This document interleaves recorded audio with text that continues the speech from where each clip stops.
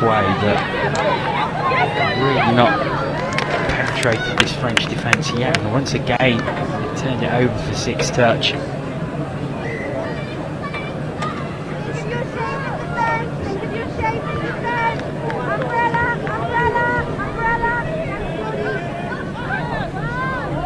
This is again a really good drive once again by the French.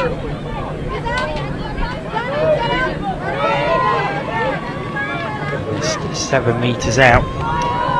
Delighted to say, as France look to try and score their third, but it's a fumble.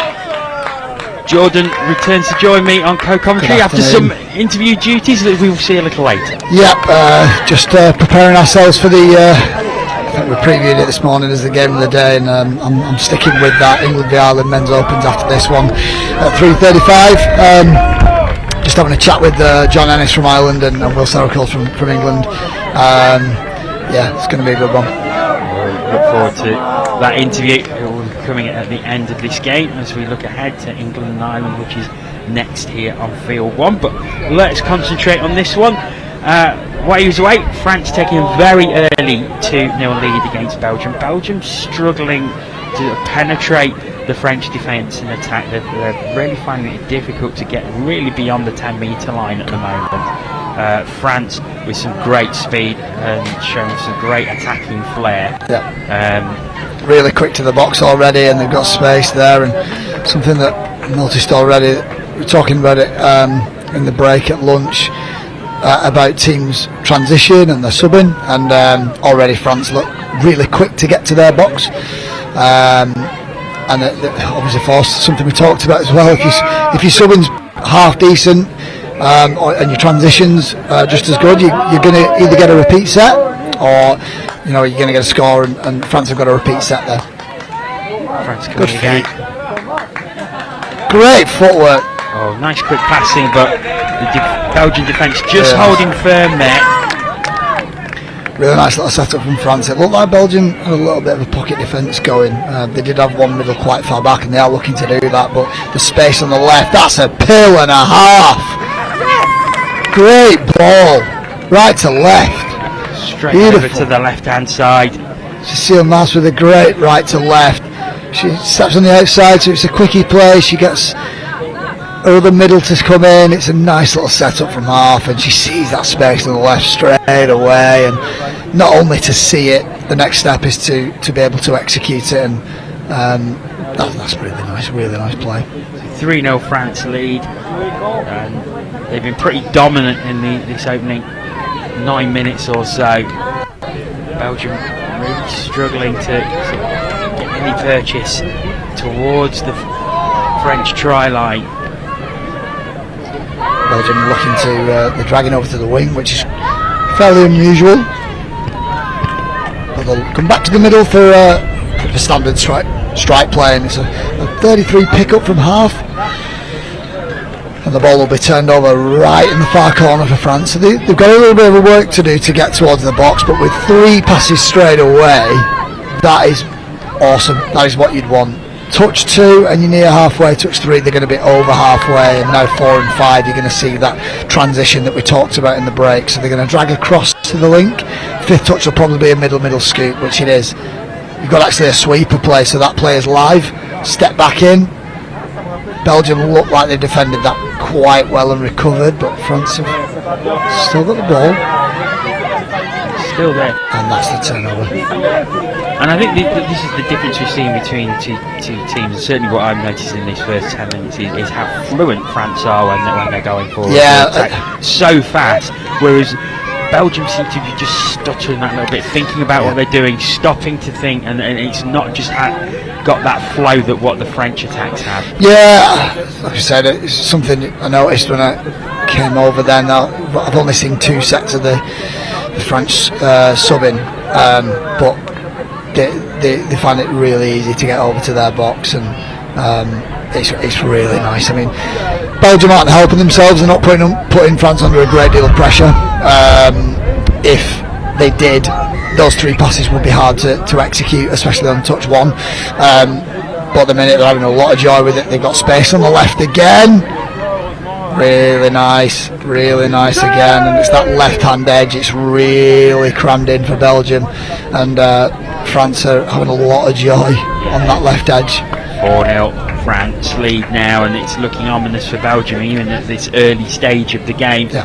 France dominating the play. It just looks like to me, especially the online defence of Belgium, you talk about how fluid France are looking, and a lot more composed.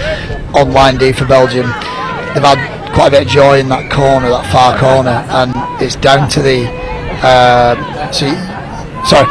you kind of want to split the field into two when you're defending. You've got two teams of three essentially. That far middle in that second team of three over there, it's just, the winger and the link is just a little bit too tight, especially when their middle's making the touch. You want to be covering your short side corner really, and that's where France are finding the space.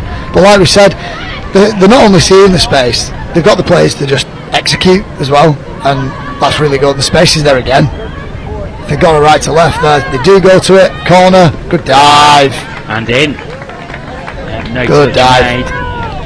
And it's 5-0 the France lead, and they've looked like scoring every attack.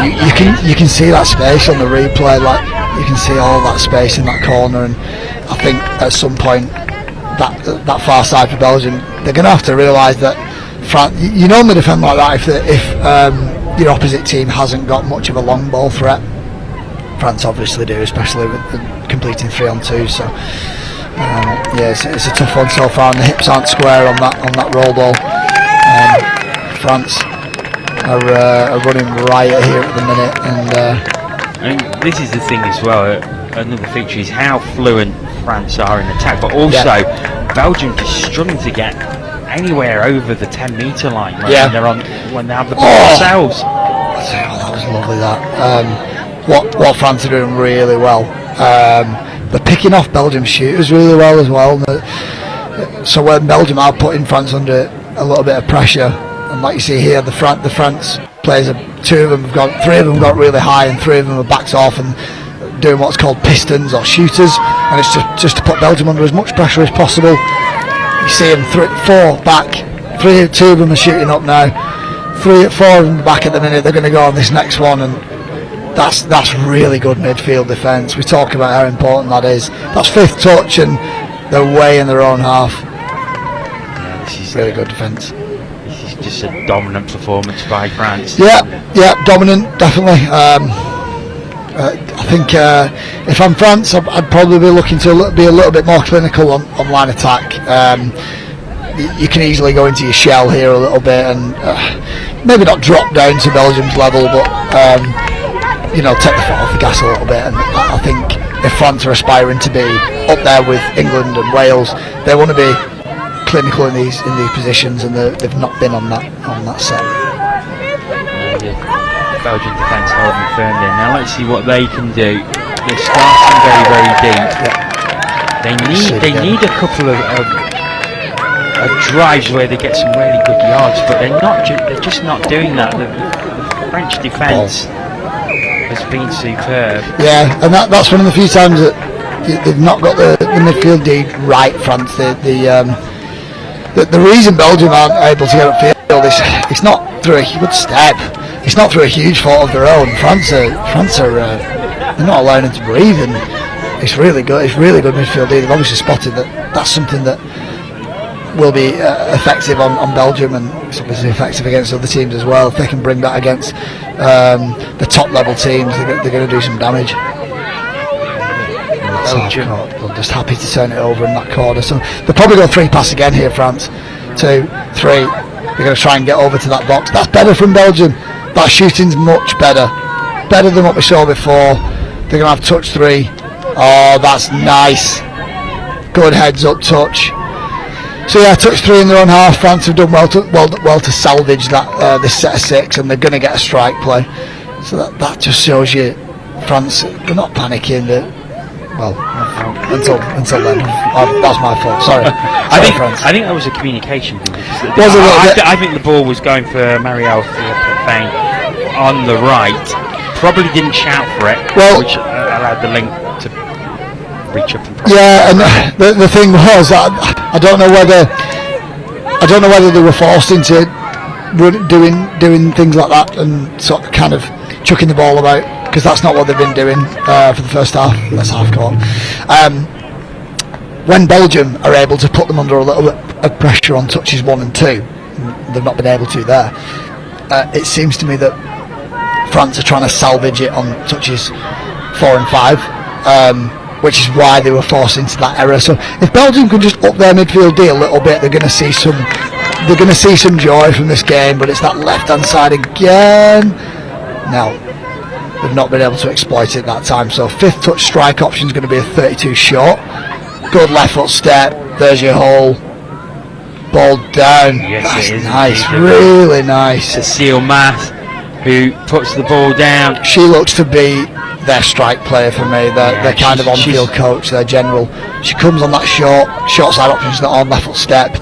That's a mega step. That's really nice. She enjoyed that. 6-0 to France, and after Belgium had sort of regrouped a little bit, not allowing France to score, they do finally get their 6. Well, like I said, it's that midfield D does play a big part, and the time that Belgium did put France under a little bit of pressure, they did make that error. If France can just come back to put in, if Belgium can just come back to putting them under a little bit of pressure, I think they'll see some joy from that. Down goes 7 metres out, Belgium, but France playing quite tight here. There's a lot of space on that right hand side if they can work their way over there. Doesn't seem that they have those strike players, those on-field generals that seem to dictate the play.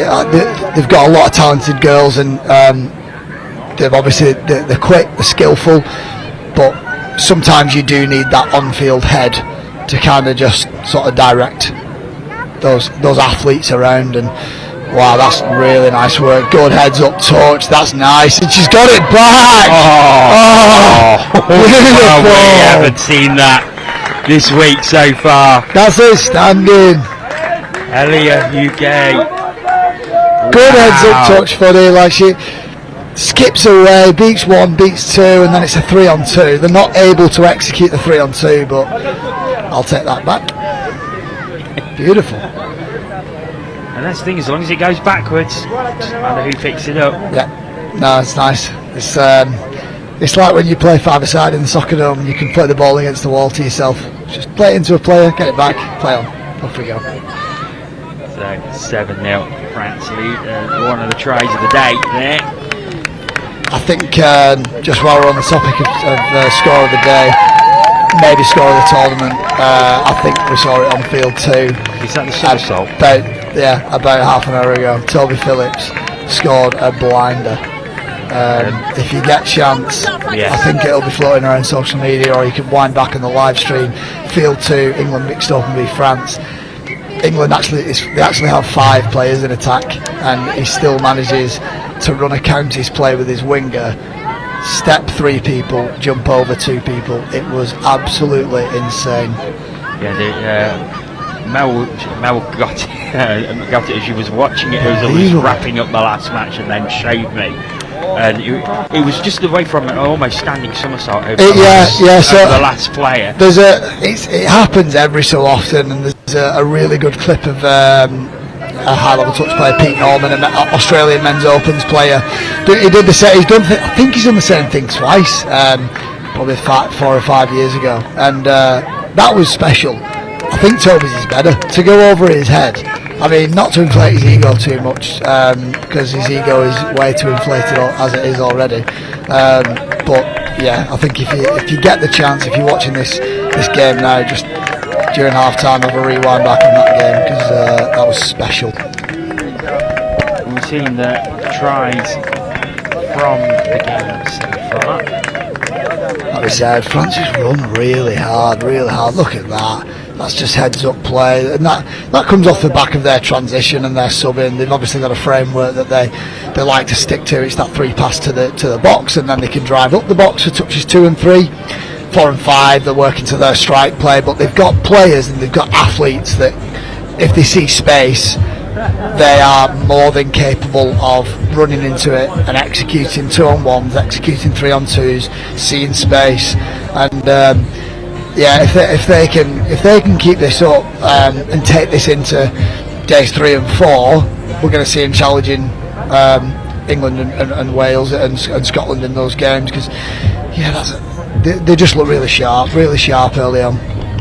Well, let's have a look at the Women's Open as a whole so far, and if we look at France in particular, they opened up with a good win, 7-3 over Ireland, but then a couple of defeats, 10-2 to England, and then earlier today a really close game against Scotland, 2-1. So France won 1 and lost 2. So above everything else, they really need the win here. They do, and I think it looks like I think they'll be disappointed with that Scotland game, because we saw Scotland yesterday and they were still sharp against England going off the scores, and I've watched them a couple of times now, twice on the live stream and a couple of times out on the fields, and England Women's Open do look a cut above everyone else at the minute. It's theirs to lose. Everyone else is kind of playing second fiddle to them at the minute, but there's teams like Scotland, there's teams like France, there's teams like Wales that are able to challenge, and it maybe is just taking a bit of momentum from these kind of wins and these kind of performances into the next few days that are going to help. As for Belgium, they a couple of heavy defeats on their opening day, 10-0 against Wales, 12-0 they lost to Scotland. Earlier today they lost 10-2 to Ireland, so at least they got a couple of scores on the board, but I think it's fair to say they're probably going to finish bottom of this round robin pool.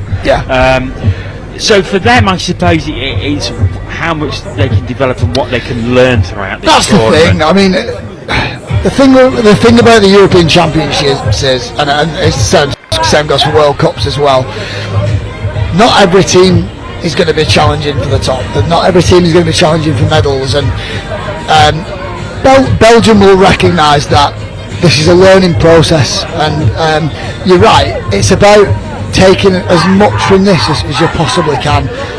Touch is, I've been playing touch for the past 16 years, and you can never ever stop learning, and it is about learning from your mistakes and just doing everything you can to make sure that those kind of mistakes don't happen again. And you do that game by game, day by day, session by session, year by year, season by season, and it never stops. And the thing about this Belgium team now is, if they can keep this nucleus of players into the next European Championships, the World Cup the year after, that's when they'll start seeing a lot of joy from moments like this and experiences like this. The trouble is when you put these teams together, and then the year after it's a fresh new set of faces. That's when things become tough, and it's about staying together, it's about learning with each other, it's about encouraging each other, and making sure that the year after you can take that next step. And I suppose you can't not really, I suppose, if you're able to keep that core group of players. Obviously the other teams around you are going to improve as well, but you never know, next year there might be different countries who are able to enter, and Belgium will benefit from entering this year as well. They've got a small squad, so it's about adding to it and just improving year on year. Well, here France go from the tap off. Not their usual flowing move that we saw in the first half so far, and maybe that has been something that Belgium have said that they good hands, really nice. As soon as I say that, out it comes to the right hand side. They'll want you to be saying that even more. Tell them that their attacking players broke down. It's a 32 shot, and it's their on-field general again, Cecile Mass. She's managed to skip to the outside, and it's that tight space again. Oh, Marie Nuri. I don't think that score was given. Oh. What's that? I don't know what's happened there. I was enjoying the replay. That was interesting. I didn't see that. I was watching the replay. I was certain that was a score. Yeah, we'll see if we can see the replay. Yeah, I didn't see anything untoward. I didn't see any referee. I didn't see any hand signals from the referee. That was a strange one. Yeah, but like you're saying, France looked quite sharp there, and they worked their way back down. Still back at the 7 metre. They just. So they're going back to that 32 shot. It's a long now, and this gets to the Space outside on the left. Space. Oh, she knows it as well, head in the hands, and so they varied it up a little bit there. And so this is a bit of the replay before. They drag her over, middle on middle. Cecile Mass comes on that 32 shot and spots that space on the outside.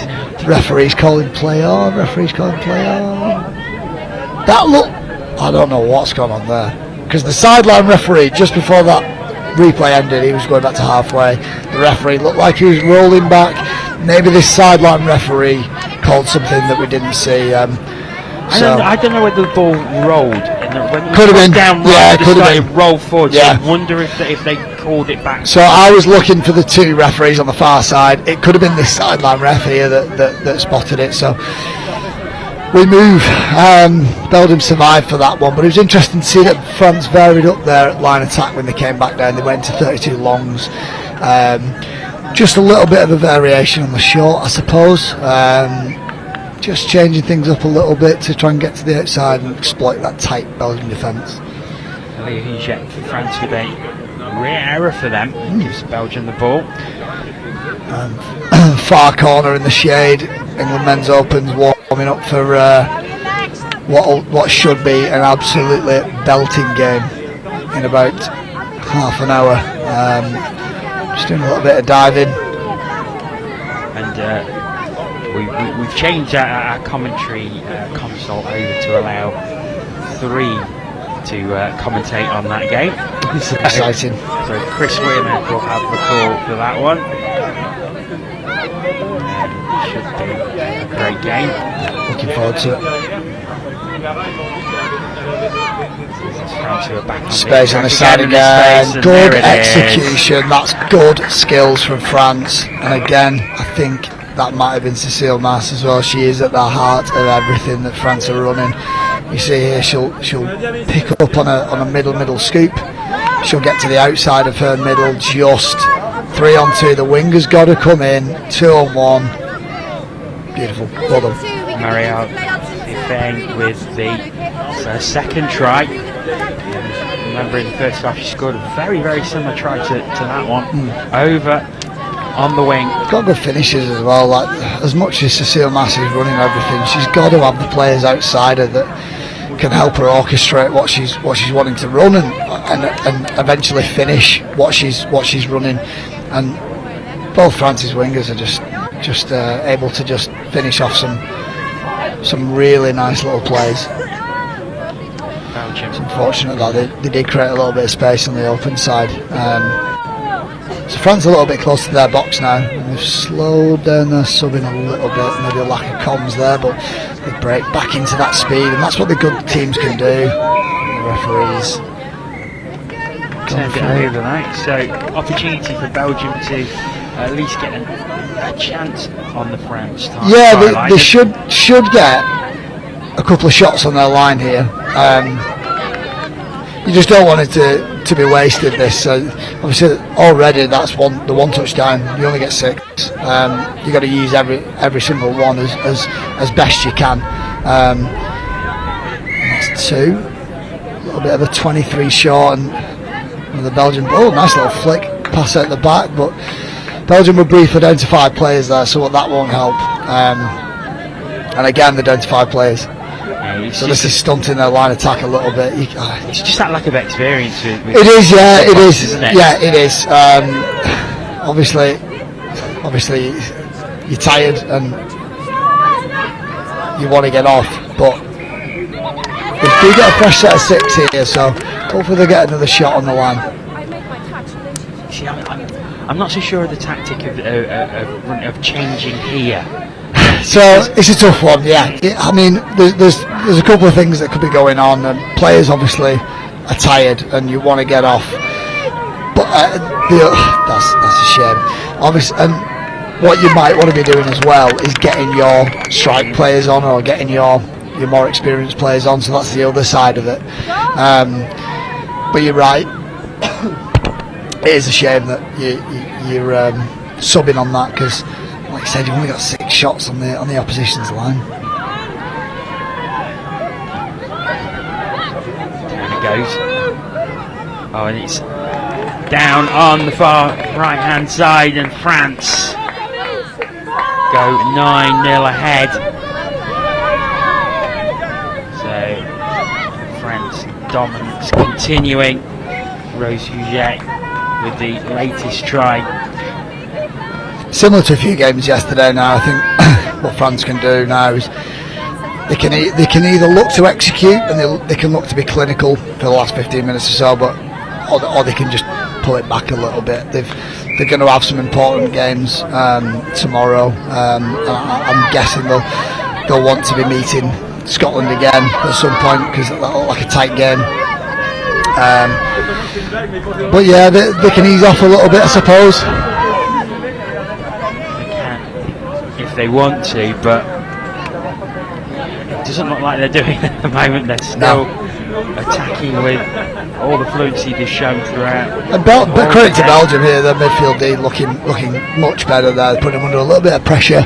That's unfortunate that's back to one. She's got in the passing channel, but she's blocked a certain try there. France will be disappointed with that.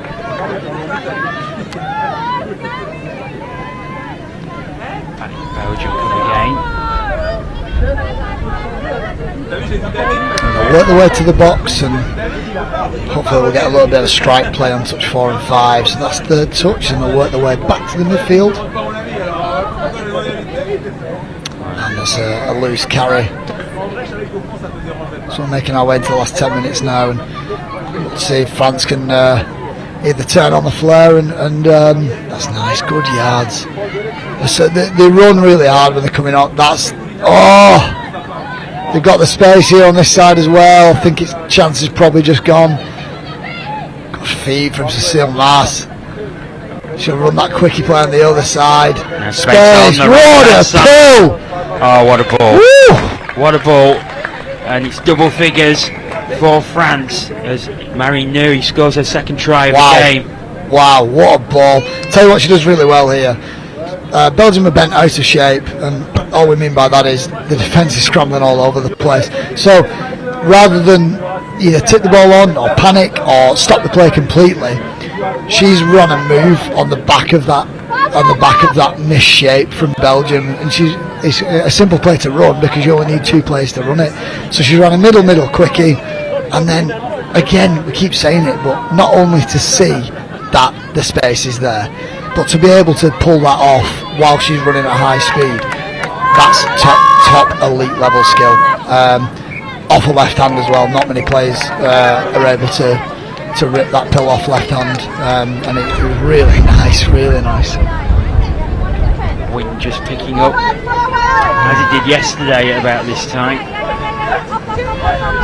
That famous sea breeze, the afternoon sea breeze in Nottingham. Yeah, the seagulls will be died probably. Good feet! Oh, brilliant. Absolutely brilliant. France are putting on a show here. She's done that a few times. Marie Henry has done that a few times.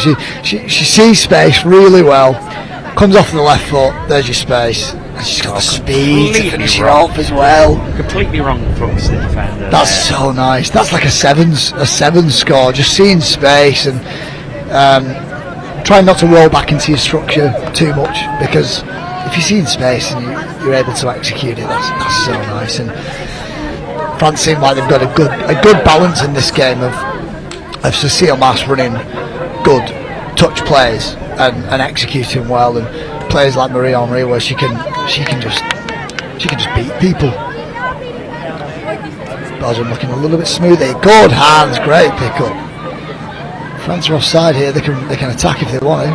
That's the turnover. That was really nice from Belgium. Good heads up touch. Probably the best attacking play we've seen from Belgium all game there. They've very rarely got to that front 7 metre line. Yeah, it's a tough one. You want to have as many shots on your opponent's line as possible, and if that's being limited, then your scores are going to be limited, and that's what France have done really well here. And again, they're putting on a clinic of subbing and transition, so they'll break their way into 4 and 5 again now, and that's a shame. It's just, I suppose that in a way it might be a bit of a danger of moving forward so rapidly and playing so rapidly, is that when you put the ball down you've got momentum and it just carries it forward. Yeah, and it's a skill you've got to practice, and your skill you've got to perfect, and I was talking about you've got to be learning all the time. That's something that people like myself are always trying to look to improve on, and it's about control, and good feet. That's a shame, they had a little bit of space on the right hand side there. Yeah, just going back to that ball control, it is a good one. We saw it yesterday morning when it was a little bit greasy, and it's still a factor now, even with the weather being good touch weather to play in. You want to be able to run 100 miles an hour, but you need to control the ball, and it's about finding a good balance. Sometimes you want to be at 100% completion, 80% speed. So it's just about finding that good balance, and Marie Henry as well, striding, pill to the right hand side. Beautiful. Great score. It really is a clinic that France are putting on now. It's Marie Nuri again. I think that's a hat-trick for her. Beautiful. Well done. 12th try for France. It's Marie Henry again, so seems like she's taken over from Cecile Masters, my favourite player in this game. She's got a lethal left foot step and a lethal left to right as well. That's really nice. Good finish. And when it breaks down a little bit there, like I said it before, they look like a sevens team. They're just picking people off, and 2-on-1s, 3-on-2s. They're being ruthless here at the minute, France.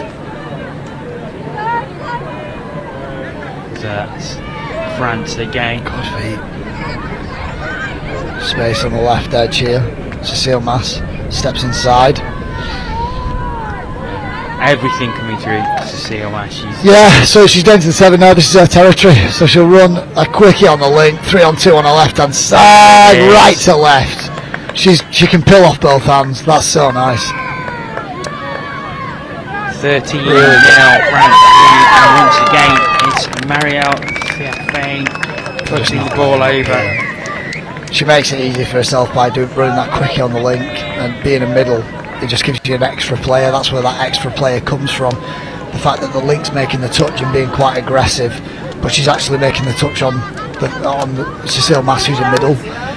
So when Cecile Mass gets it back on that quickie play, she's got her link outside her and a winger outside her, and a player of her calibre, you can't give her that space outside because she'll just complete it. It's Belgium. They've looked quite strong on this drive from the tap off, but they are creating a little bit of space now. There's a little bit of space opening up on that right hand side, so we'll see if they can exploit it later on.